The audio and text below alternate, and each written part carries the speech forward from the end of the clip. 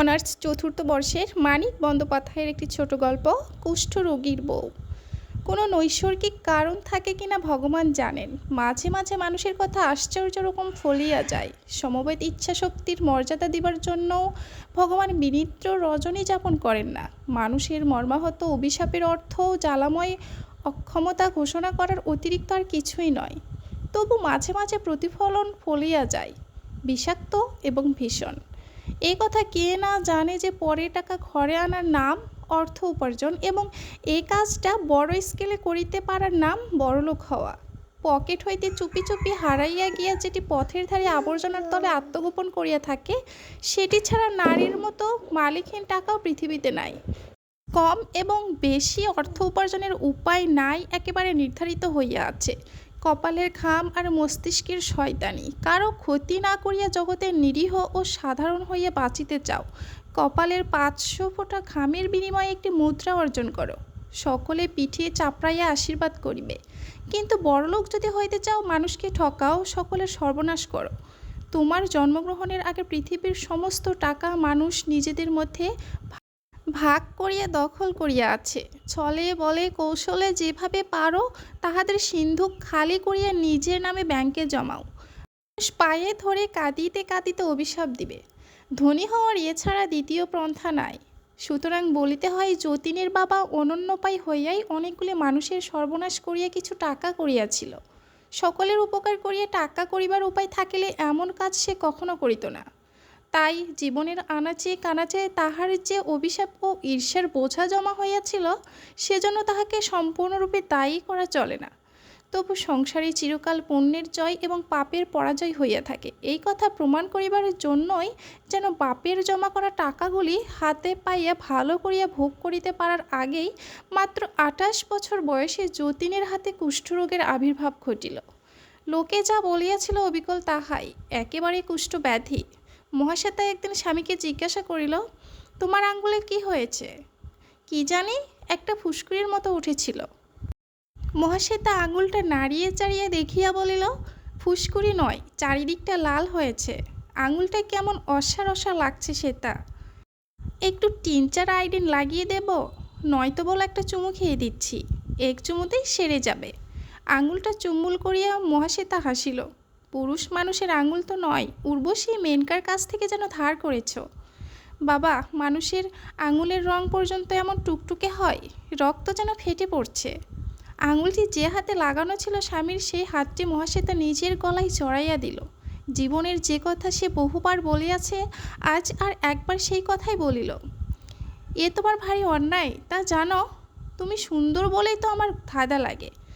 তোমাকে ভালোবাসি না তোমার চেহারাকে ভালোবাসি বুঝিতে পারি না। শুধু কি তাই গো? তবে আর ভাবনা কি ছিল? দিনরাত কীরকম ভাবনায় ভাবনায় থাকে তোমার হলে টের পেতে। ঈর্ষায় জলে মরি যে। তারপর আরও কিছুকাল বোঝা গেল না। শুধু আঙুল নয়, যতীনের হাতে 2-3 জায়গায় তামার পয়সার মতো গোলাকার কয়েকটা তামাটি দাগ যখন দেখা দিল, তখনও নয়। মহাশ্বেতার শুধু মনে হইল যতীনের শরীরটা বুঝি ভালো চাইতেছে না। গায়ের রংটা তাহার রক্ত খারাপ হওয়ার জন্য কীরকম নিষ্প্রভ হইয়া আসিয়াছে। একটা টনিক খাওয়ার দরকার। দেখো, তুমি একটা টনিক খাও। টনিক খেয়ে কী হবে? আহা, খাও না, শরীরটা যদি একটু সারে। যতীন টনিক খাইল, কিন্তু টনিকে ব্যাধির কিছুই হইবার নয়। ক্রমে আরও কয়েকটা আঙুল তাহার ফুসকুড়ি দেখা দিল। শরীরের চামড়া আরও কর্কশ, আরও মরা মরা দেখাইতে লাগিল। চোখের কোল এবং ঠোঁট কেমন কেমন একটা অস্বাস্থ্যকর মৃত মাংসের রূপ লইয়া অল্প অল্প ফুলিয়া উঠিল। স্পর্শ অনুভব করিবার শক্তি তাহার ক্ষীণ হইয়া আসিল। চিমটি কাটিলে তাহার যেন আর তেমন ব্যথা বোধ হয় না। দিবারাত্রি একটা ভোঁতা অস্বাস্থ্যকর অনুভূতি তাহাকে বিষণ্ণ ও খিটখিটে করিয়া রাখিল। এবং সকলের আগে যে আঙুলের ছোট একটি ফুসকুড়িকে মহাশ্বেতা চুম্বন করিয়া টিনচার আয়োডিন লাগিয়ে দিয়েছিল, সেই আঙুলেই তাহার পচন ধরিল প্রথম। 16 টাকা ভিজিটের ডাক্তার বলিলেন, আপনাকে বলতে সংকোচ বোধ করছি, আপনার কুষ্ঠ হয়েছে। 32 টাকা ভিজিটের ডাক্তার বলিলেন, টাইপটা খারাপ, একেবারে সেরে উঠতে সময় নেবে। সেরে তাহলে যাবে ডাক্তারবাবু? যাবে না, ভয় পান কেন? রোগ যখন হয়েছে সারতেও পারে নিশ্চয়। এমন করিয়া ডাক্তার কথাগুলি বলিলেন। আশ্বাস দিবার চেষ্টাটা তাহার এত বেশি সুস্পষ্ট হয়েছিল যে কাহারও বুঝিতে বাকি রহিল না যতীনের এই মহাব্যাধি কখনো সরিবে না। 100 টাকা ভিজিটের ডাক্তার বলিলেন যতটা সম্ভব লোকালাইজড করে রাখা ছাড়া উপায় নেই, তার বেশি কিছু করা অসম্ভব। জানেন তো রোগটা ছোঁয়াচে, সাবধানে থাকবেন। আপনাকে তো বলাই বাহুল্য যে ছেলে মেয়ে হওয়াটা বোঝেন না। বোঝে না? যতীন বোঝে, মহাশ্বেতা বোঝে, কিন্তু 6 মাস আগে যদি এই বোঝাটা যায় তো। মহাশ্বেতা যেন মরিয়া গিয়াছে, অন্যায় অসঙ্গত অপঘাতে যন্ত্রণা পাইয়া সদ্য সদ্য মরিয়া গিয়াছে। বিমূঢ় আতঙ্কে বিহ্বলের মতো হইয়া সে বলিল, তোমার কুষ্ঠ হয়েছে? ও ভগবান, কুষ্ঠ! যতীন তখনও মরে নাই, মরিতেছিল। সাধারণ কথার সুর, তাল, লয়, মান সমস্ত বাদ দিয়া সে বলিল, কি পাপে আমার এমন হলো গো শ্বেতা? তোমার পাপ কেন হবে গো? আমার কপাল। নিজের বাড়িতে আত্মীয় পরিজনের মধ্যে যতীন হইয়া রহিল অস্পৃশ্য। গৃহের সর্বত্র ঘুরিয়া বেড়াইবার স্বাদ থাকিলেও বাধা অবশ্য কেহই তাহাকে দিতে পারিত না। কিন্তু সে গোপনতা খুঁজিয়া লইল, বাড়ির একটা অংশ বিচ্ছিন্ন করিয়া লইয়া সেখানে নিজেকে সে নির্বাসিত ও বন্দী করিয়া রাখিল। মহাশ্বেতা ছাড়া আর কাহারও সেদিকে যাইবার হুকুম রহিল না। বন্ধুবান্ধব দেখা করিতে আসিয়া বাহির হইতে ফিরিয়া গেল। সামনাসামনি মৌখিক সহানুভূতি জানাইবার চেষ্টা করিয়া আত্মীয় স্বজন হইয়া গেল ব্যর্থ। যতীন নিজের পছন্দরা দেহকে কারো সামনে বাহির করিতে রাজি হইল না। নিজের ঘরে সে রেডিও বসাইল, স্তূপকার বই আনিয়া জমা করিল, ফোন বসাইল, বাড়ির অন্য অংশ এবং বাহিরের জগতের সঙ্গে একটা অস্পষ্ট চাপা শব্দের সংযোগ স্থাপন করিয়া লইল। জীবনযাপনের প্রথার আকস্মিক পরিবর্তন ও বিপর্যয়ের সীমা পরিসীমা রহিল না। পৃথিবীর সমস্ত মানুষকে বর্জন করিলেও মহাশ্বেতাকে সে কিন্তু ছাড়িতে পারিল না। নিকটতম আত্মীয়ের দৃষ্টিকে পর্যন্ত পরিহার করিয়া বাঁচিয়া থাকার মতো মনের জোর সে কোথা হইতে সংগ্রহ করিল বলা যায় না, কিন্তু মহাশ্বেতার সম্বন্ধে সে শিশুর মতোই দুর্বল চিত্ত হইয়া রহিল। আপনার সংক্রামক ব্যাধিটিকে আপনার দেহের মধ্যে সংযত রাখিয়া মৃত্যু পর্যন্ত টানিয়া লইয়া গিয়া চিতার আগুনে ভস্ম করিয়া ফেলিবার যে অনমনীয় প্রতিজ্ঞা সে অক্ষরে অক্ষরে পালন করিয়া চলিল, মনে হইল মহাশ্বেতাকে সে বুঝি তাহার সেই আত্মপ্রতিশ্রুতির অন্তর্গত করে নাই। আত্মীয় পর সকলের জন্য সাবধান হইতে গিয়া মহাশ্বেতার বিপদের কথাটা সে ভুলিয়া গিয়াছে। জীবনটা এতকাল ভাগাভাগি করিয়া আসিয়াছে বলিয়া দেহের এই কর্দজ রোগের ভাগটা মহাশ্বেতাকে যদি আজ গ্রহণ করিতে হয়, তাহার যেন কিছু বলিবার নাই।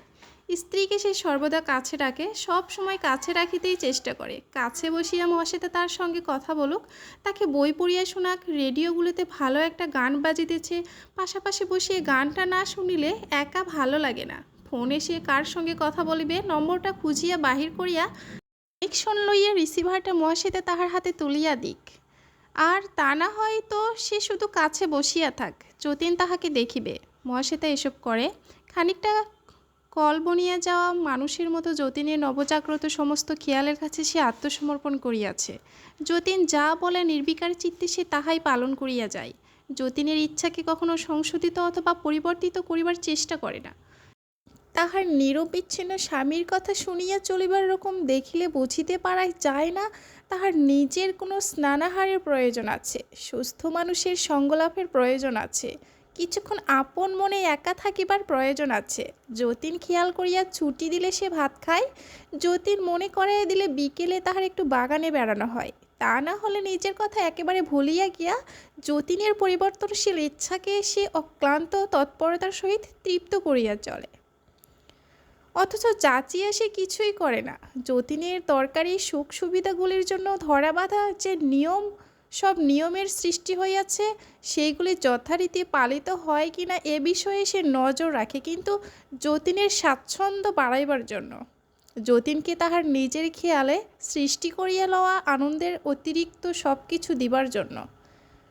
স্বপলকল্পিত কোনো উপায় দিন ও রাত্রির 24 ঘণ্টার মধ্যে মহাশ্বেতা একটিও আবিষ্কার করে না। তাহাদের সহযোগ রূপান্তর পরিগ্রহ করিয়াছে। তাহাদের জীবনের একটি সমবেত গতি ছিল, জীবনের পথের পাশাপাশি চলিবার কতগুলি রীতি ছিল। সে গতিও এখন রুদ্ধ হইয়া গিয়াছে, সেসব রীতিও গেছে বদলাইয়া। পুরনো ভালোবাসা, পুরনো প্রীতি, পুরনো কৌতুক নতুন সাঁচে ঢালিয়া লইতে হইয়াছে। বিবাহের 4 বৎসর পরে পরস্পরের সঙ্গে আবার তাহাদের একটি নবতর সম্পর্ক স্থাপন করিবার প্রয়োজন দেখা দিয়াছে। পূর্বতন বোঝাপড়াগুলি আগাগোড়া বদলাইয়া ফেলিতে হইয়াছে। প্রথম দিকে যে মোহমান অবস্থাটি তাহাদের আসিয়াছিল সেটুকু কাটিয়া যাওয়ার আগে আপনা হইতে এমন কতকগুলি পরিবর্তন সংঘটিত হইয়া গিয়াছে, যাহা খেয়াল করিবার অবসরও তাহাদের থাকে নাই। চিকিৎসার বিপুল আয়োজনের সঙ্গে সামঞ্জস্য রাখিয়া রোগী ও সুস্থ মানুষের শয্যা গিয়াছে পৃথক হইয়া। কথা বলিবার সময় শুধু হাসিয়া কথা বলবার প্রয়োজন সম্পূর্ণ বাতিল হইয়া গিয়াছে। যার নাম দাম্পত্যলাভ এবং যাহার 9টির মধ্যে প্রায় সবগুলি উপভোগ্য রসেই সমৃদ্ধ, দুটি পৃথক শয্যার মাঝে চির খাইয়া তাহার নিঃশব্দে মরিয়া গিয়াছে।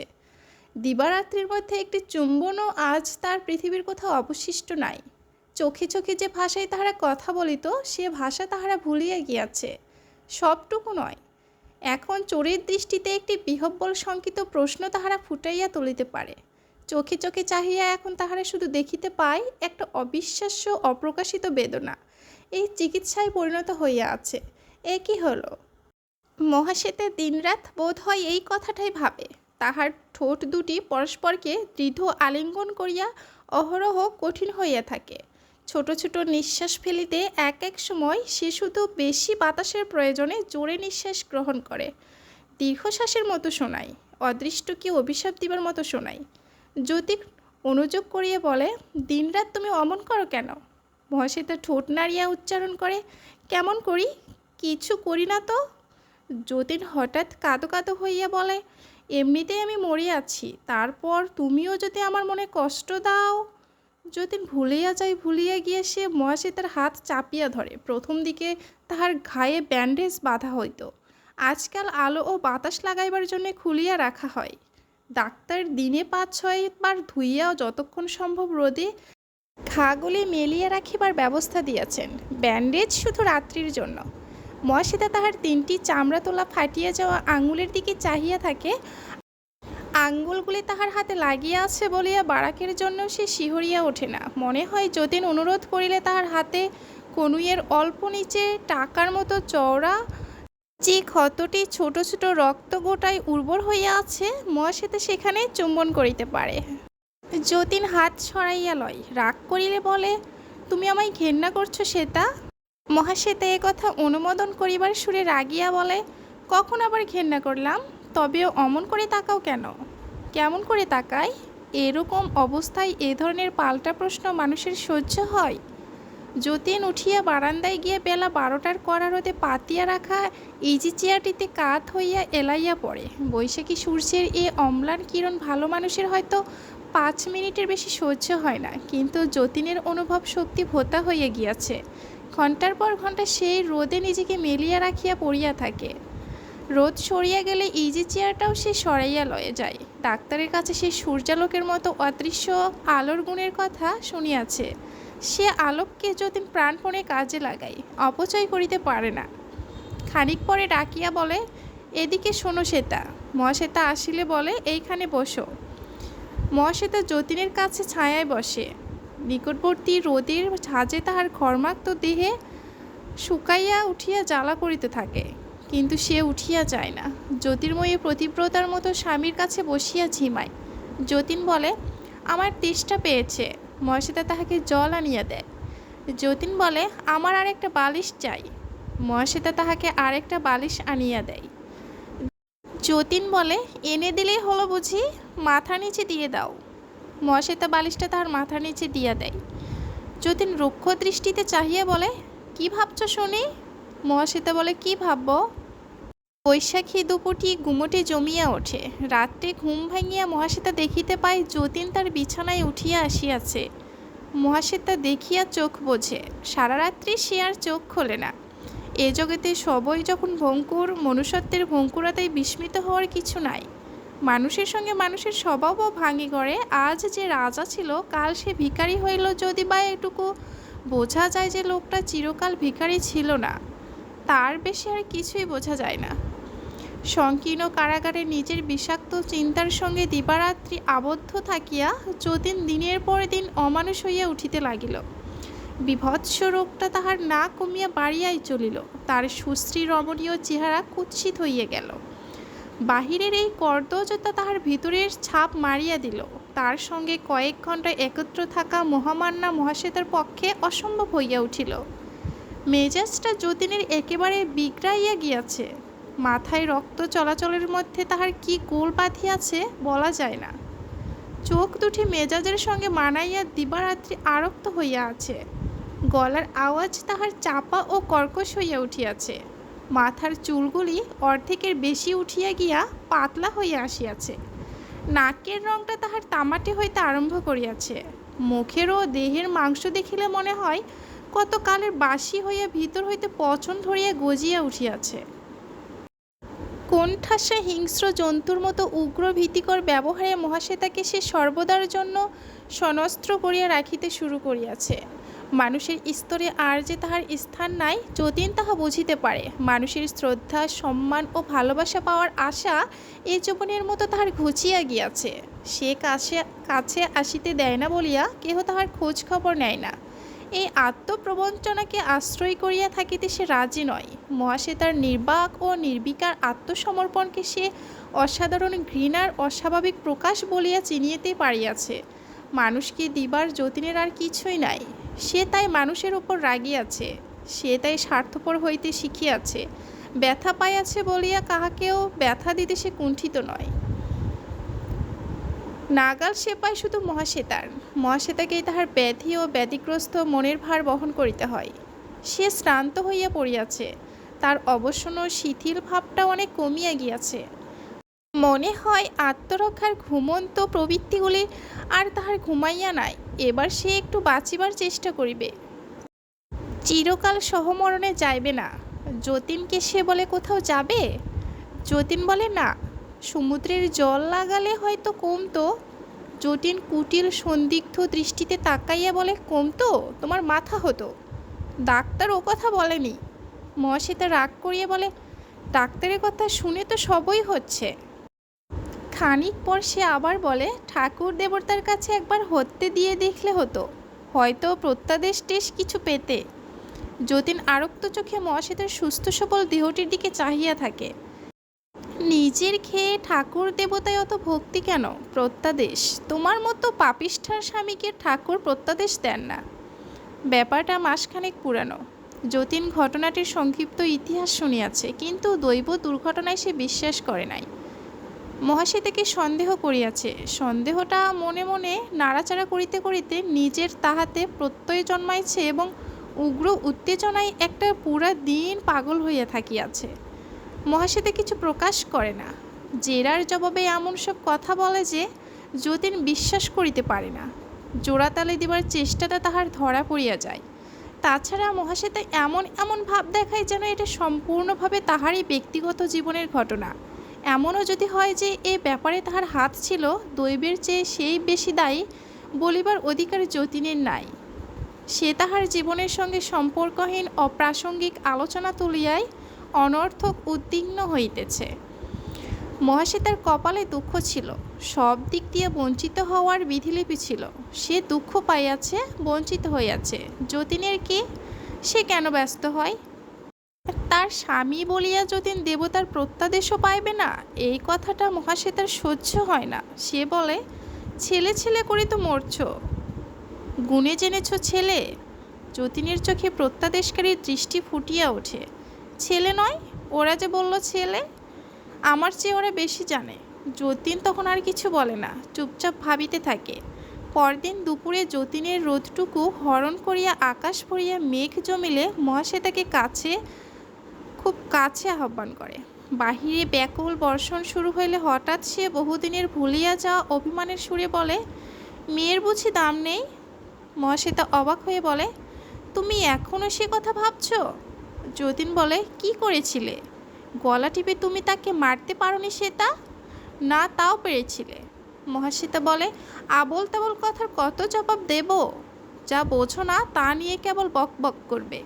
বেঁচে থাকলে কত দুঃখ পেত ভেবে আমি মন ঠান্ডা করেছি। তুমি পারো না? কি বৃষ্টিটাই নামলো, দেখি একটু। মহাশ্বেতা উঠিয়া গিয়া জানালায় দাঁড়ায়। বাহিরে অবিশ্রান্ত জল পড়ে আর যতীন অবিরত গাল দেয়।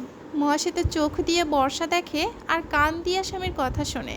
যতীন যখন বলিতে থাকে যে এ কাজ যে মেয়ে মানুষ করিতে পারে, সে যে আর কোনো অন্যায় করিতে পারে না, এ স্বয়ং তাহাকে বলিলেও সে বিশ্বাস করিবে না। তখন মহাশ্বেতা একটু হাসে। একদিন তাহাদের এই কথোপকথন হইয়াছিল, কি পাপে আমার এমন হলো শ্বেতা? তোমার পাপ হবে কেন? কপাল আমার। আজ কথা বলিবার ধারা উল্টিয়া গিয়াছে। যতীন আজ প্রাণপণে চেঁচাইয়া বলে, তোমার পাপে আমার এমন দশা হয়েছে। ছেলে খেকো রাক্ষসী, তুমি মরতে পারোনি? না, স্বাদ আহ্লাদ এখনও মেটেনি। এখনও বুঝি একজন খুব ভালোবাসছে? এই সন্দেহটাই এখন যতীনের আক্রমণ করার প্রধান অস্ত্রে দাঁড়াইয়া গিয়াছে। মহাশ্বেতার মুখ দেখিলে কারো এ কথা মনে হওয়া উচিত নয় যে সে সুখে আছে। যতীনের দেখিবার ভগ্নি ভিন্ন। মহাশ্বেতার মুখে ম্লানিমা তার চোখের রূপৈশ্বর্যের মতো লাগে। ওর চোখের ফাঁকে দৃষ্টি যে আজকাল স্নান্তিতে তিস্তিমিত হইয়া গিয়াছে, সেটা তার মনে হয় পরিতৃপ্তি। ওর পরিষ্কার পরিচ্ছন্ন থাকাটা যতীনের কাছে হইয়া উঠিয়াছে সাজসজ্জা। তার দৃষ্টির আড়ালে ওর নৈপথ্য জীবনটির পরিসর বাড়াইয়া তোলা যতীনের কাছে গভীর সন্দেহের ব্যাপার দাঁড়িয়েছে। তাকে একা ফেলিয়া সমস্ত দুপুরটা সে কাটায় কোথায়? অন্য ঘরে বিশ্রাম করে? যতীন বিশ্বাস করে না। বিশ্রামের জন্য অন্য ঘরের যদি তার প্রয়োজন, যতীনের পাশের ঘরখানে কী দোষ করিয়াছে? নির্জন দুপুরের নিচের তলায় কোনার একটা ঘর ছাড়া ওর বিশ্রাম হয় না, বাহির হইতে যে ঘরে সকলের অগোচরে মানুষ আসা যাওয়া করিতে পারে। অত বোকা নয় আমি, বুঝলে? পাল্টা প্রশ্ন করার অভ্যাসটা মহাশ্বেতার এখনও একেবারেই যায়নি। সে বলে, তোমাকে বোকা কে বলেছে? যতীন গো ধরিয়া বলে, ওসব চলবে না। আমার বাড়িতে বসে ওসব তোমার চলবে না, এই তোমাকে আমি বলে দিলাম। এখনও মরিনি আমি। কী সব বলছো? বলছি তোমার মাথা আর মুন্ডু। ওরে বাপরে, চারদিক দিয়ে আমার একেবারে সর্বনাশ হয়ে গেল যে। যতীন হাউমাউ করে কাঁদিয়া ওঠে। মহাশ্বেতা ছবির মতো দাঁড়াইয়া থাকিয়া থাকিয়া তাহার বিকৃত কন্দ্রণ চাহিয়া দেখে। যতীনের আকুলতা যত তীব্র হইয়া ওঠে, সে যেন ততই শান্ত হইয়া যায়। ধীরে ধীরে সন্তর্পণে তাহার চোখে পলক পড়ে। ঘরের দেয়ালে ঝাপসা ছবিগুলি মন্থর গতিতে তাহার চারিদিকে পাক খায়। বাহিরের শব্দগুলি তাহার কানে আসিয়া বাজিতে থাকে। সে একটু একটু করিয়া তাহা অনুভব করে। তাহার মনে হয় কে যে কোথায় কাঁদিতেছে। পাগলামি মহাশ্বেতার আসিয়াছে বই কি, তাহা অপরিহার্য। সাধারণ অবস্থায় মানুষ যাহা করে না, সেসব করার নাম পাগলামি। সাধারণ অবস্থা অতিক্রম করিয়া গিয়াছে তাহার জীবন, ওসব তাহাকে করিতে হয়। মস্তিষ্কের কতগুলি অভিনব অভ্যাস জন্মিয়া যায়। বন্ধুকে কারো মনে হয় শত্রু, প্রিয়াকে কারো মনে হয় অপ্রিয়, জীবনকে কারো মনে হয় সীমাত্তলিত কৌতুক। দুঃখ দেখিলে কেহ কাঁদিয়াই মরিয়া যায়, কেহ উদাস দৃষ্টিতে চাহিয়া ভাবে বিকেলে চা পান করা হয় নাই বলিয়া মাথাটা ঝিমঝিম করিতেছে, আকাশে কি আশ্চর্য একটা পাখি উড়িয়া গেল। মহাশ্বেতা রাত্রি এ ঘরে থাকে না, পাশের ঘরে সে বিছানা পাতে। যতীন প্রশ্ন করে, কেন? সে মুখে কিছু বলে না। ঘরে ঢুকিয়া খিল তুলিয়া দিয়া সমস্ত রাত্রির জবাবটা সুস্পষ্ট করিয়া রাখে। যতীন রুদ্ধ দরজার সামনে দাঁড়াইয়া বলে, রিভলভারে গুলি ভরে রাখলাম, কাল সকালে ঘর থেকে বেরোলেই তোমাকে গুলি করব। বলে, এ অপমান সহ্য হয় না শ্বেতা, তুমি আমাকে এমন করে ঘেন্না করবে?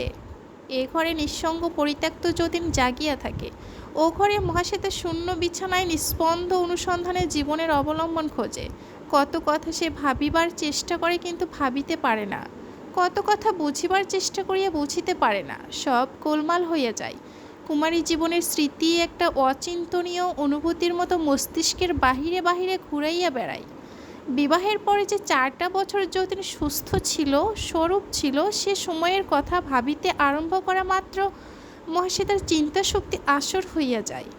জীবনের সেই আদিম নিষ্পাপ উৎসব হইতে সে একেবারে উপস্থিত হয়। যতীনের গলিত দেহ ও বিকৃত জীবনকে কেন্দ্র করা পচা ভাবসানো জীবনে। সেখানে একটি নবজাত শিশু, একটি পরিপুষ্ট বিস্ময় জন্মিয়া মরিয়া যায়, বারবার জন্মিয়া বারবার মরিয়া যায়। যতীনের মনে যত আলো ছিল সব নিভিয়া গিয়াছে। গাঢ় অন্ধকারে তাহার মনে এককালীন হাস্যকর কত কুসংস্কারের যে জন্ম হইয়াছে, সংখ্যা হয় না। কয়েকদিন ভাবিয়াই প্রত্যাদেশ তাহার অক্ষুণ্ণ বিশ্বাস জন্মিয়া গিয়াছে।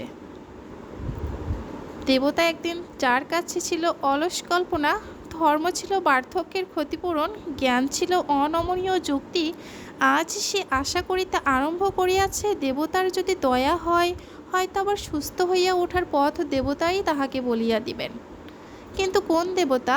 তারকেশ্বর, দৈবনাথ, কামাখ্যা? কোথায় তাহার প্রত্যাদেশে আসিবে? যতীন নিজে ভাবিয়া ঠিক করিতে পারে না। মহাশ্বেতাকে সে পরামর্শ করতে ডাকে। কোথায় গিয়ে হত্যে দেওয়া ভালো সেটা? মহাশ্বেতার সবচেয়ে দূরবর্তী একটি পীঠস্থানের নাম স্মরণ করিবার চেষ্টা করিয়া বলে, কামাখ্যায় যাও। আমি যাব? যতীন স্তম্ভিত হইয়া যায়। এ অবস্থায় আমি কি করে যাব? মহাশ্বেতা বলে, কে যাবে তবে? কেন তুমি যাবে? স্বামীর অসুখ হলে স্ত্রী গিয়েই হত্যে দেয়, প্রত্যাদেশ নিয়ে আসে। মহাশ্বেতা বলে, আমি গেলে প্রত্যাদেশ পাব না। ঠাকুর দেবতায় আমার বিশ্বাস নেই। বিশ্বাস নেই? মন্তব্যটা যতীনের অবিশ্বাস্য মনে হয়। এক ফোঁটাও নয়। হত্যে দেবার কথা ভাবলে আমার হাসি আসে। যতীন রাগিয়া ওঠে। তা পাবে না? হাসি তো পাবেই। হাসি নিয়েই যে মেতে আছো। এদিকে স্বামী মরছে, ওদিকে আরেকজনের সঙ্গে হাসির হররা চলছে। আমি কিছু বুঝি না ভেবেছ? মহাশ্বেতা বলে, কার সঙ্গে হাসির হররা চলছে? তাই যদি জানবো তুমি এখনও এ বাড়িতে আছো কি করে? যতীন পছন্দ ধরা নাক দিয়ে সশব্দে নিঃশ্বাস গ্রহণ করে। গলিত আঙ্গুলগুলি মহাশ্বেতার চোখের সামনে মেলিয়া আর্তনাদের মতো বলতে থাকে, ভেবো না, তোমারও হবে, আমার চেয়ে আরো ভয়ানক হবে। এ পাপ কারো সয় না। হিংস্র ক্রোধের বশে যতীন আঙুলের ক্ষতগুলি মহাশ্বেতার হাতে জোরে জোরে ঘষিয়ে দেয়। আগুন দিয়ে আগুন ধরানোর মতো সংক্রামক ব্যাধিটাকে সে যেন মহাশ্বেতার দেহে চালান করিয়া দিয়াছে। এমনই একটা উগ্র আনন্দে অভিভূত হইয়া বলে, ধরল বলে? তোমাকেও ধরল বলে? আমাকে ঘেন্না করার শাস্তি তোমার জুটল বলে? আর দেরি নাই। এই অভিশাপ দেওয়ার পর মহাশ্বেতা যতীনকে একরকম ত্যাগ করিল। সেবা সে প্রায় বন্ধ করিয়া আনিয়াছিল। এবার কাছে আসাও কমাইয়া দিল। সকালে একবার যদি কিছুক্ষণের জন্য আসিয়া যতীনকে সে দেখিয়া যায়, সারাদিন আর তাহার দেখা মেলে না। রাত্রে শোয়ার আগে একবার শুধু উকি দিয়া যায়, মুহূর্তের জন্য, পরিহাসের মতো। যতীন খেপিয়া উঠিয়া মহাশ্বেতাকে শেষ পর্যন্ত বাড়ি হইতে তাড়াইয়া দিত কিনা বলা যায় না, কিন্তু কয়েকদিনের মধ্যে সে নিজের প্রত্যাদেশ আনিতে কামাখ্যায় চলিয়া গেল। যতীনের পীড়াপিড়িতে ক্রুব্ধ আদেশ ও সকরুণ মিনতিতে মহাশ্বেতার সঙ্গে যাইতে রাজি হইয়াছিল, কিন্তু যাত্রা করার সময় তাহাকে বাড়িতে পাওয়া গেল না। যতীনের এক পিসি বলে, মহাশ্বেতা কালীঘাটে গিয়াছে। যতীনের চাকরকে সঙ্গে করিয়া যতীনের মটরে এই খানিক আগে মহাশ্বেতা কালীঘাটে চলিয়া গিয়াছে। গোড়াপত্তন কালীঘাটেই হইয়াছিল। মহাশ্বেতা যে যতীনকে বলিয়াছিল ঠাকুর দেবতায় সে বিশ্বাস করে না, এই কথাটা তাহার সত্য নয়। সত্য হইলে যতীনের কামাখ্যা যাওয়ার দিন অত টাকা খরচ করিয়া সে পূজা দিত না, এক ধামা পয়সা ভিখারীদের বিতরণ করিত না। এ কাজটা মহাশ্বেতা নিজেই করিয়াছিল। মন্দিরে ঢুকিবার পথে দুদিকে সারি দিয়া ভিখারি বসিয়াছিল। চাকর আর মোটর চালকের হাতে পয়সার ধামাটা তুলিয়া দিয়া আগে আগে চলিতে চলিতে মহাশ্বেতা দুদিকে মুঠা মুঠা পয়সা বিলাইয়াছিল। সে হইয়াছিল এক মহা সমারোহের ব্যাপার। শুধু ভিখারি নয়, ভিক্ষা দেওয়া দেখিতে রাস্তায় লোক জমা হইয়া গিয়াছিল অনেক। ভিখারিদের মধ্যে কুষ্ঠরোগীও ছিল বৈকি। হাতে পায়ে কারো ছিল চট বাঁধা, কারো নাক গলিয়া গিয়ে একটা গহ্বরে পরিণত হইয়া গিয়াছিল, কারোর সমস্ত মুখের ফাঁপানো মাংস বড় বড় গোটাই ভরিয়াছিল, কারো কবজির কাছ হইতে দুটি হাত বহুকাল আগে খসিয়া গিয়া ঘা শুকাইয়া হইয়াছিল মসৃণ। এদের পয়সা দিবার সময় মহাশ্বেতার একটি মুষ্টিতে কুলায় নাই। এদের দিয়া এক ধামা পয়সায় কুলানো যায় নাই। বাড়ি ফিরিয়া সেই দিন বিকালে মহাশ্বেতা কুষ্ঠাশ্রম খুলিয়াছে। চাকর সেদিন পথ হইতে 5 জন ভিখারিকে ধরিয়া আনিয়াছিল। তাহাদের মধ্যে 2 জন হাজার সুখ ও স্বাচ্ছন্দ্যের লোভেও এখানে থাকতে রাজি হয় নাই। বাকি 3 জন সেই হইতে আরাম করিয়া জাকিয়া বসিয়াছে, খায় দায় ঘুমায়, আর মহাশ্বেতাকে ক্ষণে ক্ষণে ধনে পুত্রে লক্ষ্মী লাভ করায়। আর তাহাদের কাজ নাই। 7 দিনের মধ্যে মহাশ্বেতার আশ্রমবাসীদের সংখ্যা দাঁড়াইছে 21। আত্মীয় স্বজন সকলে সে ভিন্ন বাড়িতে স্থানান্তর করিয়াছে। মাহিনা করা কয়েকজন চাকরদাসী, মেথর আর বাড়ি ভরা কুষ্ঠরোগীর সঙ্গে সে এখন বাস করে একা। সকালে বিকেলে এদের দেখিয়া যাওয়ার জন্য সে একজন ডাক্তার ঠিক করিয়াছে। 2 জন অভিজ্ঞ নার্সের জন্য বিজ্ঞাপন দেওয়া হইয়াছে। ডাক্তার বলিয়াছে, এখানে আপনাকে কুষ্ঠাশ্রম খুলতে দেবে না। কেন? শহরের মাঝখানে এ ধরনের আশ্রম কি খুলতে দেয়? মহাশ্বেতা আশ্চর্য হইয়া বলিয়াছে, ওরা তো শহরের রাস্তা রাস্তায় ঘুরে বেড়াচ্ছিল, আমি বাড়ির মধ্যে ভরে বিপদ আরও কমিয়েছি। ডাক্তার একটু হাসিয়ে বলিলেন, তবু দেবে না। তবে কি জানেন, এসব হলো সৎ কাজ, সহজে কেউ বাধা দিতে চায় না। পাড়ার লোকে নালিশ করবে, সে নালিশের তবদির হবে, তারপর আপনার কাছে নোটিশ আসবে, তখনও 2 মাস আপনি চুপ করে থাকতে পারবেন। ফের আর একটা নোটিশ এলে তখন ধীরে সুস্থে সরিয়ে নেওয়ার ব্যবস্থা করবেন। ডাক্তারের এত কথার জবাবে মহাশ্বেতা বলিয়াছে, কুষ্ঠ কি ভয়ানক রোগ ডাক্তারবাবু? ডাক্তারবাবু বিপুল অভিজ্ঞতায় আবার অল্প একটু হাসি আছে। এরকম কত রোগ সংসারে আছে, মানুষকে একেবারে নষ্ট করে দেয়। বংশের রক্তধারার সঙ্গে পুরুষানুক্রমে মিশে থাকে এমন রোগ একটা নয় মিসেস দত্ত। বংশ, পুরুষানুক্রম, কে জানে ডাক্তার কতখানি টের পাইয়াছিল। যতীন শুধু সন্দেহ করিয়া খেপিয়া উঠিয়াছিল, ভাবিয়াছিল তাকে মহাশ্বেতা বঞ্চনা করিয়াছে। ডাক্তার জানিয়াও নির্বিকার হইয়া গেছে। হয়তো মনে মনে ডাক্তার সমর্থনও করে। জ্ঞানী ও অজ্ঞানীর মধ্যে একটু পার্থক্য থাকিবেই। নার্স ঠিক হওয়ার আগেই যতীন ফিরিয়া আসিল। সে ঠিক প্রত্যাদেশ পায় নাই। কেমন একটা স্বপ্ন দেখিয়াছে যে কুণ্ড হইতে একটি সাদা ফুল আনিয়া মাদুলি করিয়া ধারণ করিলে সে নীরোগ হইতে পারে। বাড়ি ফেরার আগেই যতীন মাদুলি ধারণ করিয়াছে। বাড়ির ব্যাপার দেখিয়া তাহার আশ্চর্য চমক লাগিয়া গেল। এসব কি করেছ শ্বেতা? মহাশ্বেতার মন অনেকটা শান্ত হইয়া আসায় বুদ্ধিটাও তাহার বেশ পরিষ্কার ছিল। সে বলিল, তোমার কল্যাণের জন্যই করেছি। কালীঘাটে একজন সন্ন্যাসীর দেখা পেলাম। অমন তেজালো সন্ন্যাসী আমি জীবনে কখনো দেখিনি। চোখ যেন আগুনের মতো আলো দিচ্ছে। তিনি বললেন, কুষ্ঠাশ্রম করো, তোমার স্বামী ভালো হয়ে যাবে। মাদুলি ধারণের অভাব তখনও যতীনের মনে প্রবল হইয়া আছে।